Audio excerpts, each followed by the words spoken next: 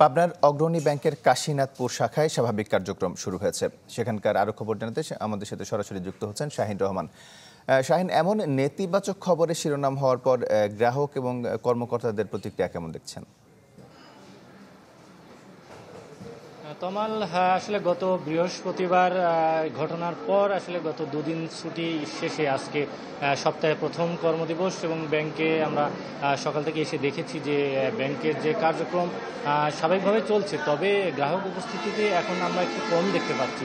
তবে এখানে যারা ব্যাংক কর্মকর্তা রয়েছেন তারা বলছেন যে তাদের এখন পর্যন্ত টাকার কোনো কমতি নেই বা কোনো সংকট নেই এবং যে লেনদেন সহ গ্রাহকদের যে আর্থিক যে বিষয়গুলো রয়েছে সব কিছু মিলিয়ে তারা স্বাভাবিকভাবে সব কার্যক্রম চালাতে পারছেন। আরেকটু তথ্য জানাতে চাই তমাল, এই কাশীনাথপুর অগ্রণী ব্যাংক শাখার যিনি শাখা ব্যবস্থাপক সহ যে 3 জন কর্মকর্তা বা সাময়িকভাবে বরখাস্ত হয়েছেন, এরপরে এখানে নতুন একজন শাখা ব্যবস্থাপক যোগদান করেছেন।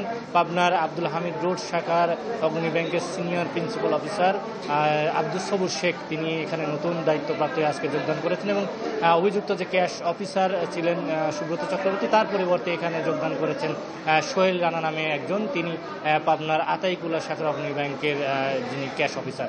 এই দুজন এখানে যোগদান করেছেন এবং যিনি আরেকজন যিনি সিনিয়র প্রিন্সিপাল অফিসার অভিযুক্ত আবু জাফর, তার পরিবর্তে এখনো পর্যন্ত কোনো নতুন কেউ যোগদান করেনি। আমি যদি দেখাই আমার পিছনে আজকে আমি এসেছি, এখন পর্যন্ত লেনদেন স্বাভাবিক কার্যক্রম চলছে ব্যাংকের এবং গ্রাহকদের উপস্থিতিও আমরা দেখতে পাচ্ছি শুরু থেকে এবং নতুন যে কার্যক্রম যারা ছিলেন সব মিলে আসলে বলা যায় যে এখন পর্যন্ত স্বাভাবিক রয়েছে এখানকার ব্যাংকের লেনদেন। তমাল।